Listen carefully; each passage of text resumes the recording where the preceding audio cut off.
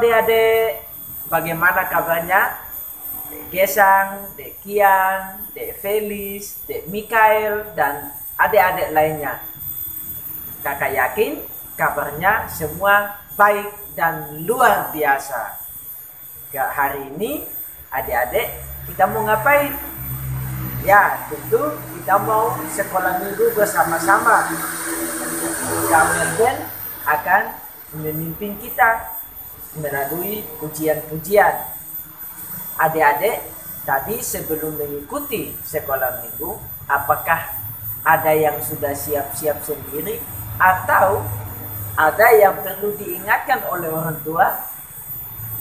Nah, jika ada adik-adik yang sudah siap-siap sendiri untuk mengikuti sekolah minggu, sangat baik dan perlu dipertahankan. Bagi adik-adik yang masih diingatkan oleh orang tua untuk beribadah, kakak harap mulai minggu depan adik-adik dapat mempersiapkan diri untuk mengikuti sekolah minggu supaya tidak terus diingatkan oleh orang tua. Nah, adik-adik, kita akan menyanyikan sebuah lagu. Lagu ini mengingatkan kepada kita semua untuk bersiap-siap beribadah bila hari Minggu tiba, agar kita tidak terlambat. Yuk kita nyanyikan bersama-sama.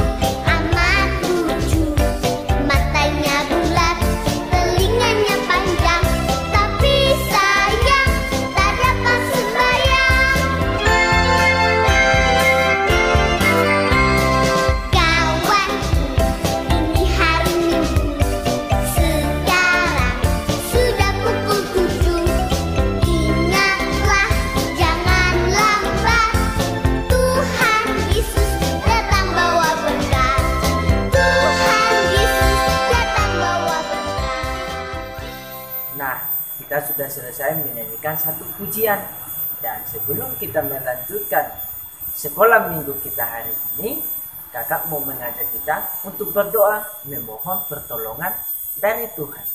Mari kita berdoa. Bapa dalam kerajaan surga, kami mengucap syukur buat hari ini. Kami mohon pertolongan-Mu agar melalui sekolah minggu ini kami boleh terus rajin dan melakukan kehendak Engkau ya Bapa. Di dalam nama Yesus Kristus kami mengucap syukur. Haleluya. Amin. Nah, adik-adik, apakah adik-adik tahu mengapa kita rajin beribadah? Nah, rajin beribadah merupakan bentuk ucapan syukur kita kepada Tuhan yang telah berbuat baik kepada kita semua. Oleh karena itu, kasih-Nya lebih tinggi dari langit, lebih dalam dari lautan. Kasih-Nya melebihi segalanya. Seperti lagu yang kita mau nyanyikan bersama-sama.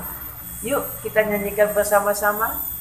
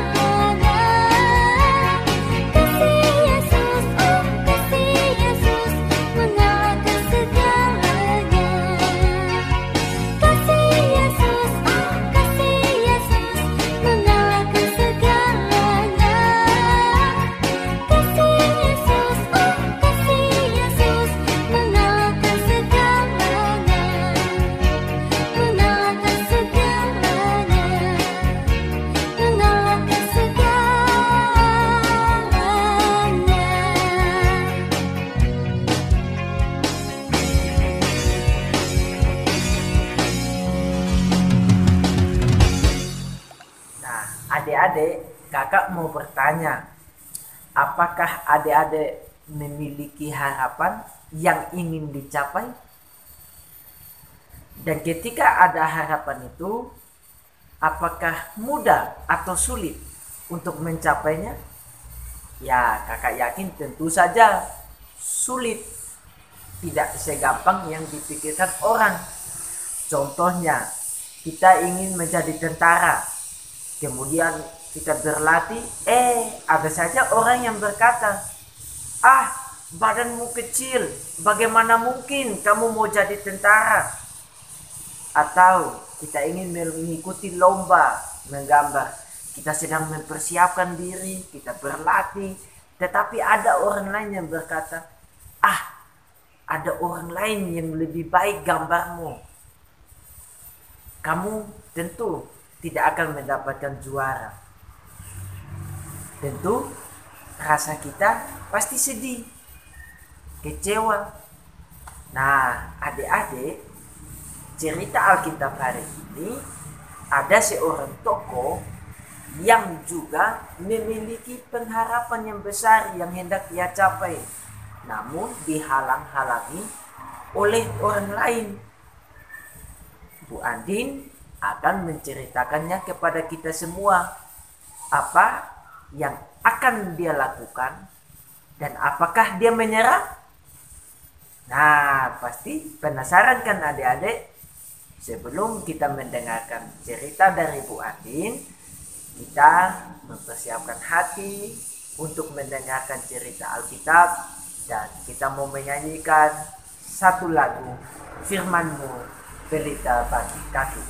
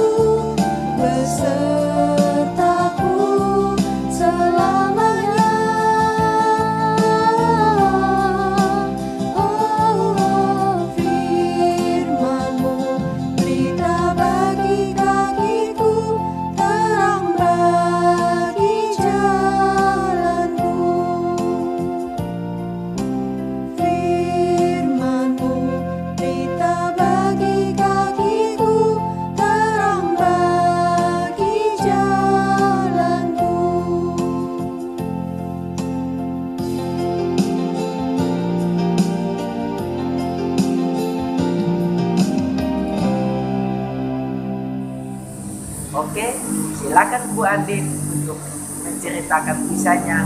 Kami sudah siap untuk mendengar. Terima kasih Kak Melbourne yang telah memimpin kita di dalam pujian pada pagi hari ini. Halo adik-adik yang ada di rumah, selamat hari Minggu. Apa kabarnya nih?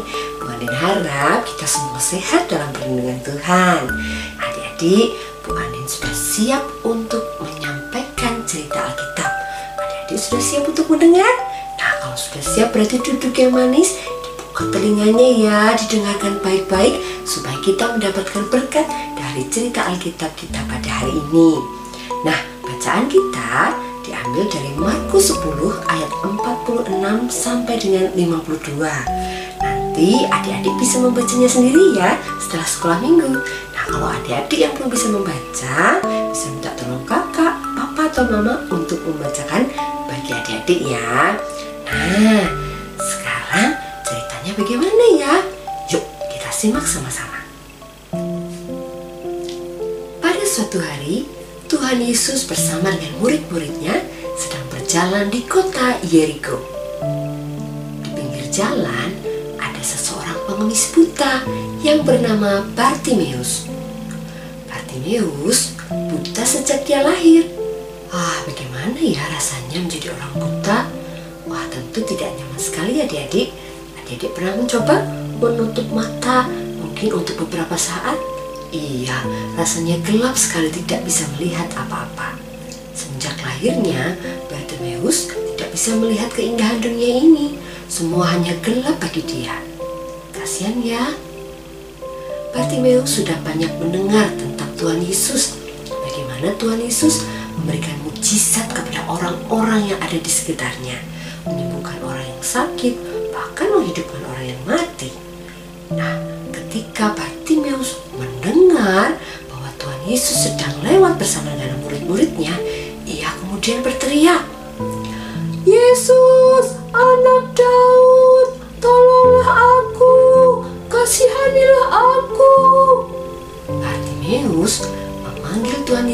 sebutan anak Daud. Kenapa ya? Adik-adik, pada saat itu bangsa Israel sedang menantikan kedatangan Mesias. Dan menurut nubuatan, Mesias itu adalah dari keturunan Raja Daud. Nah, Bartimeus sangat percaya bahwa Tuhan Yesus adalah Mesias yang sedang ditunggu-tunggu oleh bangsa Israel. Oleh karena itu, ia memanggil Tuhan Yesus dengan sebutan anak Daud. Bartimeus berteriak-teriak supaya Tuhan Yesus mendengarnya. Tapi adik-adik, orang-orang di sekitar Bartimeus tidak suka melihat Bartimeus berteriak-teriak. Kemudian orang-orang itu berkata pada Bartimeus, "Hei, kamu jangan berisik, diam, jangan berteriak-teriak. Ih, berisik sekali." Wah, ternyata mereka tidak suka adik-adik dan menyuruh Bartimeus untuk diam. Adik-adik, Bartimeus yang sudah buta sejak lahirnya, begitu mendengar kabar tentang Tuhan Yesus, ia punya pengharapan di dalam hatinya. Wah, kalau aku bisa bertemu dengan Tuhan Yesus, tentu aku bisa sembuh. Tapi orang-orang di sekitarnya tidak memberikan kesempatan dia untuk bisa bertemu dengan Tuhan, malah menyuruhnya berhenti berteriak.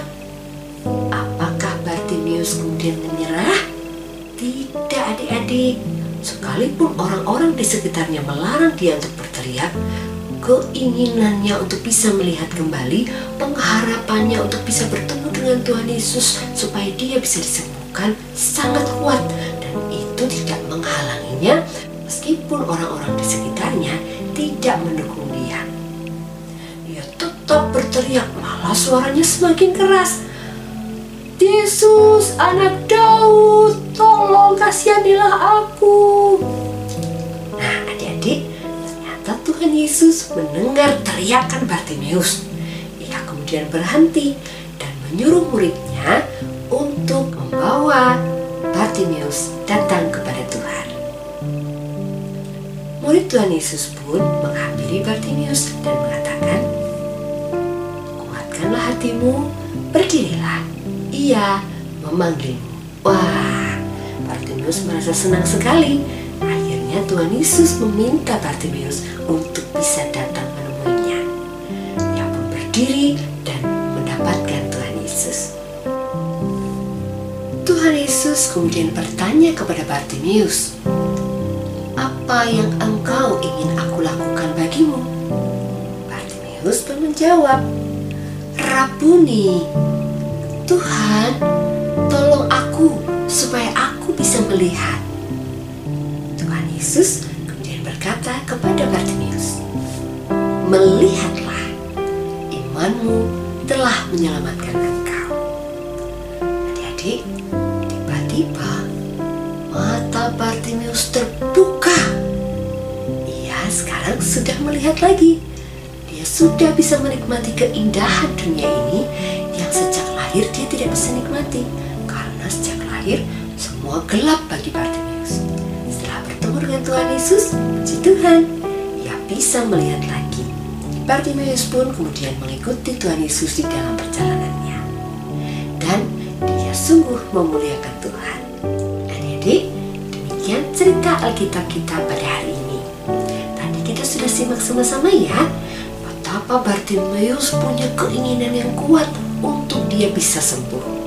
Meskipun orang-orang di sekitarnya tidak mendukung dia, bahkan menyuruh dia untuk diam, Bartimeus tidak mau menyerah. Bartimeus tidak putus asa. Dia tetap berteriak, malah lebih keras lagi, supaya Tuhan Yesus bisa mendengarnya. Dan dia berhasil sembuh karena iman dan kegigihannya yang tidak mau menyerah. Adik-adik, seperti tadi yang telah disampaikan Melvin di awal, ya, kita tentu mempunyai pengharapan, kita tentu mempunyai cita-cita. Tetapi memang cita-cita dan pengharapan kita itu tidak mudah bagi kita untuk meraihnya. Kita harus berjuang untuk mendapatkan apa yang kita cita-citakan. Nah, sekalipun orang-orang di sekitar kita ada yang tidak mendukung kita, seperti tadi dikatakan, pengen jadi tentara, tapi dibilang, "Oh, badan kecil begitu mana bisa jadi tentara. Terus tadi juga ada yang bilang ya, ketika sedang mempersiapkan diri untuk mengikuti lomba, kita berlatih menggambar dengan bagus. Tapi ada yang bilang, mana mungkin kau bisa menang, yang lain aja gambarnya lebih bagus. Ya memang kadang-kadang di sekitar kita tidak mendukung atau bahkan menghalang-halangi kita untuk meraih apa yang kita cita-citakan.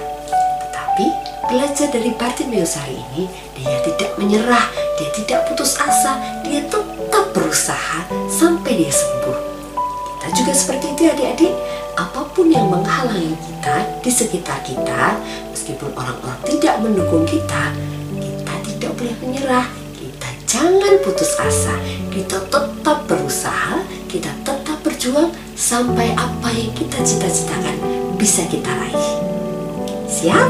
Kita belajar dari Bartimeus ya, tidak menyerah, tidak putus asa, tetap semangat untuk memperjuangkan harapan dan cita-cita kita. Siap ya adik-adik ya? Yuk mari kita berdoa. Bapa yang penuh kasih, kami mengucap syukur untuk sekolah minggu hari ini. Terima kasih Tuhan, melalui Bartimeus kami boleh belajar bahwa kami tidak boleh menyerah, kami tidak boleh putus asa, meskipun di sekitar kami orang-orang yang mengelilingi kami tidak mendukung apa yang menjadi cita-cita dan harapan kami. Tetapi kami percaya jika kami terus berusaha, pantang menyerah, tentu Tuhan akan menolong kami untuk mencapai apa yang menjadi cita-cita dan harapan kami.